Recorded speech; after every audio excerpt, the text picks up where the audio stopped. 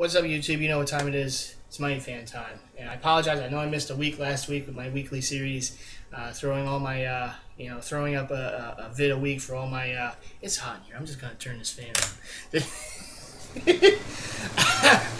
on. Video a week, every week for my, my throwback MLB jerseys, doing a different team a week.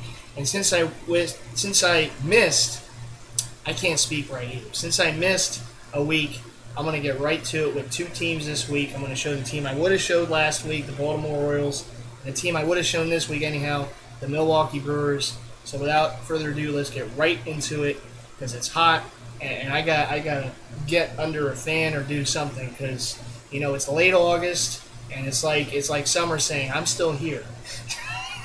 I'm not going anywhere just yet. But let's get right to it. We got the Brewers. Mitchell and Ness. This is a Robin Yount jersey circa 1982. Double-stitched everything. Milwaukee, 19, trim, beautiful. You guys know I love pullover jerseys for baseball, as well as those road gray. Shout out to Hometown Fizz with that 2001 Derek Jeter road gray jersey. Love it. Yes, very good. I always said road grays are the way to go, unless you get pullovers or powder blues. Those are also good too. You know, another team used to wear powder blue back, and then the Blue Jays used to too. Oh, I remember. But anyhow, here are the Brewers. They wore them too for a time. The 19 is double stitched on the back. Rock and Robin. Of course, the swag factor. You know it's always there.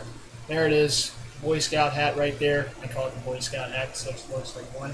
One of my all-time favorite vintage logos, the ball and mitt MB Brewers logo, which for when I was young, I used to think that was a baseball mitt. Never really realized it was an M&B until I got older.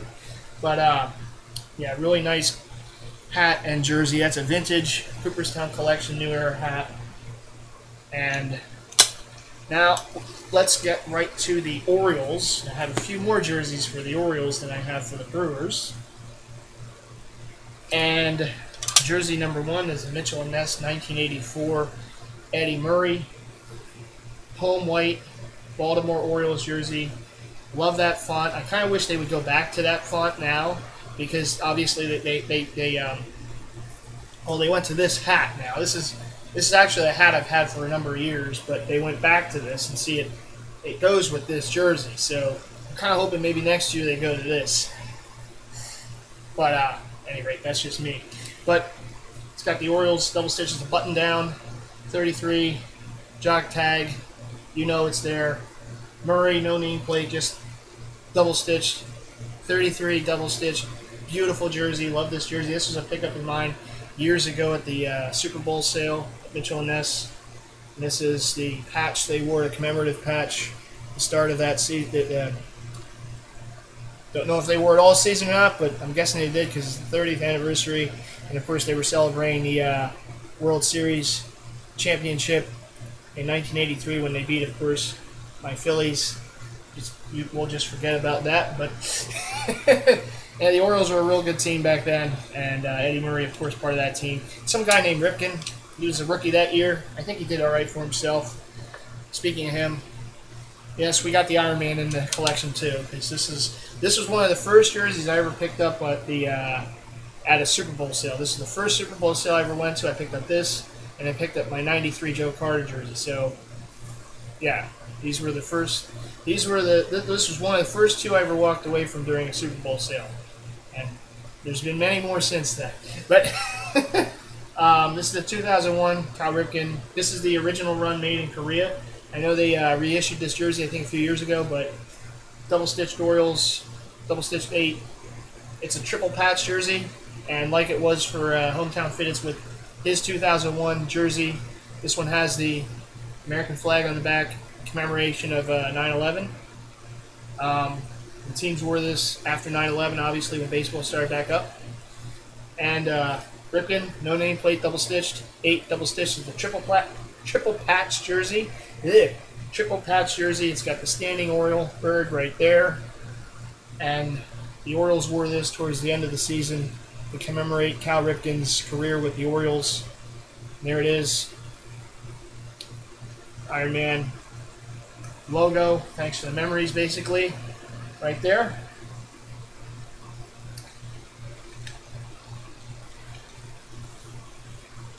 And speaking of Cal, this was a jersey I picked up some years ago in a mall in Delaware State, so it's tax-free. This is the Road Gray.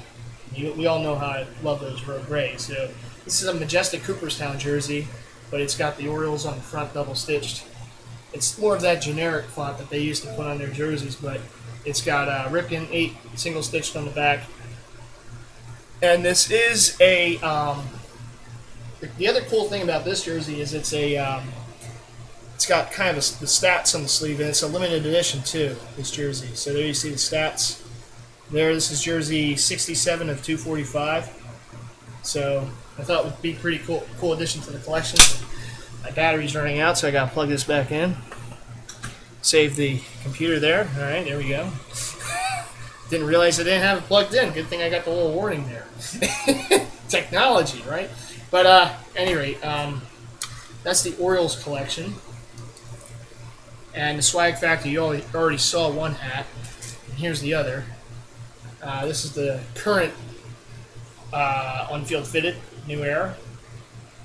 But it still goes with these jerseys pretty well.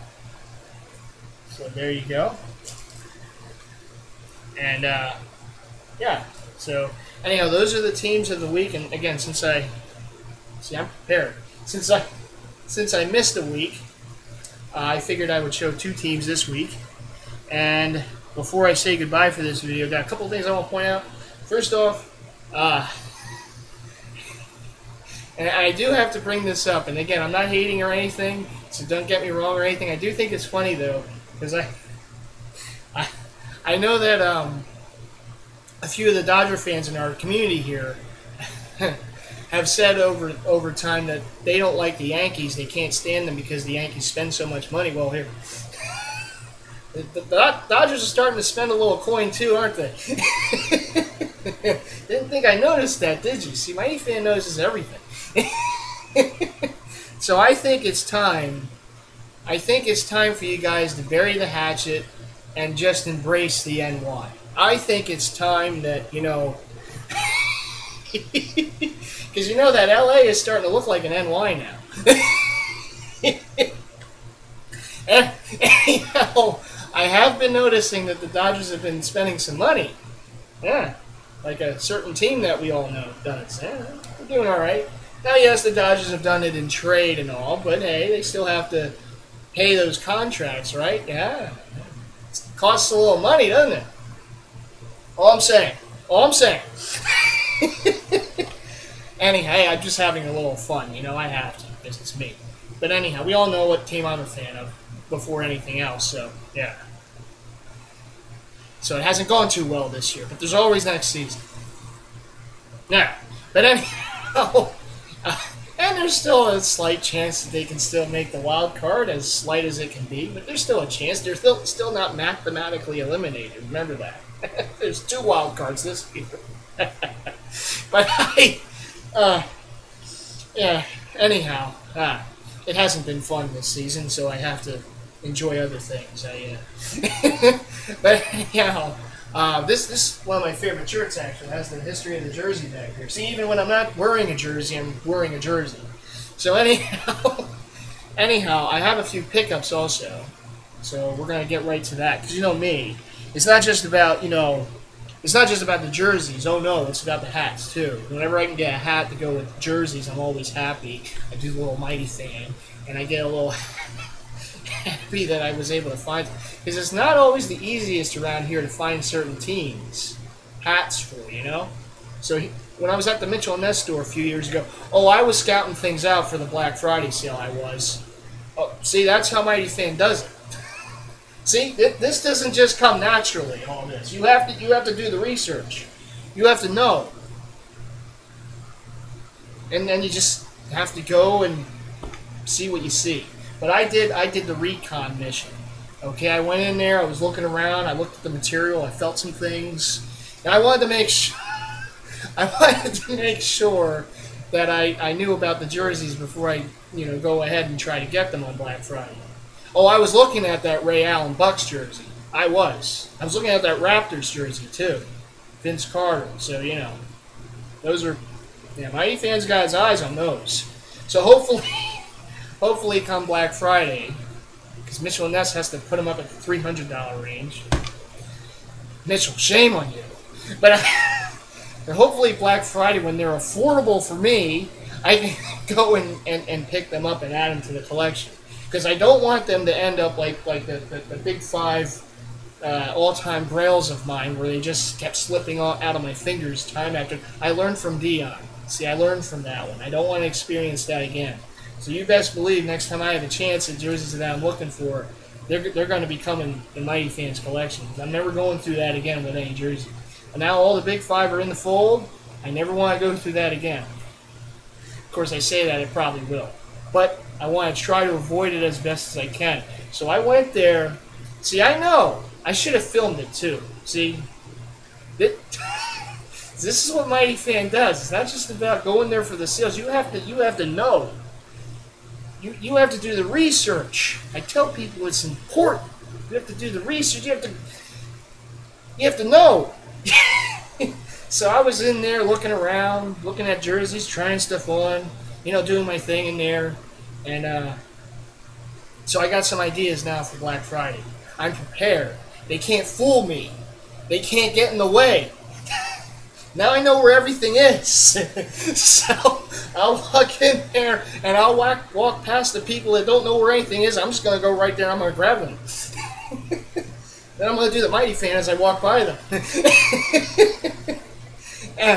Anyhow, I get too wired for these things, don't I? I really do. And I don't even have a lot of caffeine in me right now. But anyhow, we're going to move on. And I got these hats. Got these snapback paintbrush hats. The couple jerseys that I have. I got the Reggie Miller jersey, so I got the Pacers hat. I got the John Stockton jersey, so I got the Utah Jazz hat. Not easy teams to find in this area, too, so I was happy when I found them. There you go. It's always about the hat jersey combo for me. Like it is with A-Rock with the jersey hat jacket combo. It is for me with the jersey hat combo. This has been very well established over the years, but it continues to be. And I'm very staunch about that. I will go to great lengths to find the hat to go with the jersey. Great lengths. I'm always looking. See these eyes? They're always looking. Always looking out there to see what they can see. But I also picked this up just today, actually. Got this at Modell's, $10.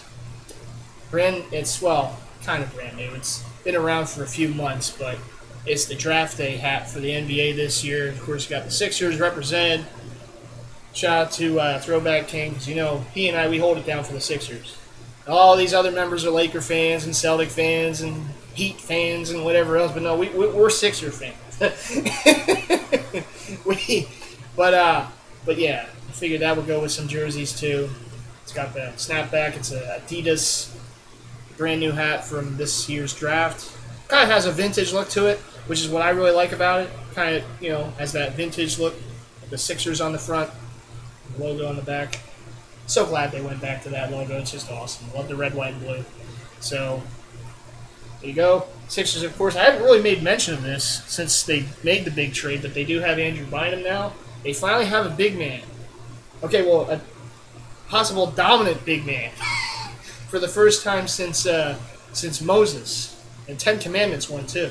No. Moses Malone, of course. I have his jersey, too. But Andrew Bynum. Good to see. They've had some big men in the past. They haven't been very dominant, but they've had some big men. So it's good to have a dominant one. I know I'm not really as well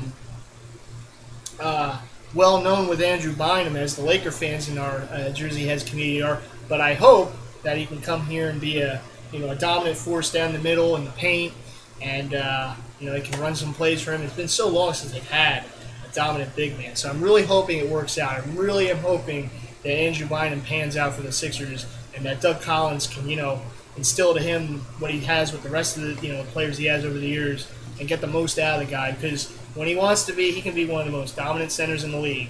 And I know he gets hurt sometimes. I know he kind of underachieves, but hopefully here as a Sixer, hopefully he can, be that dominant force. It's been so long since the Sixers had one of those guys in the middle. Had Matumbo for a few years, but he was at the end of his run, you know. So it's real nice to have a young big man that can be a possible dominant big man in the NBA. But we'll see. Still like them to have a player that can hit the routine jump shot every now and then. But but yeah, you know, Sixers. I feel one of those teams on the rise. So you know, Iguodala, thanks for the memories. Lou Williams, thanks for the memories. But yeah, we'll see. I mean, they made some moves. Andrew Bynum being the centerpiece of the moves. So we'll see what happens. Hey, I'm not asking for a title this year, but at least let's keep improving. Keep bringing NBA back to Philadelphia.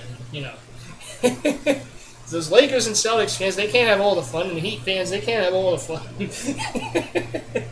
But at any rate, so that's going to do it for this video. I know it's kind of been a hodgepodge of things, but I do want to give a quick program alert for MightyFan channel. You do not want to miss the next video.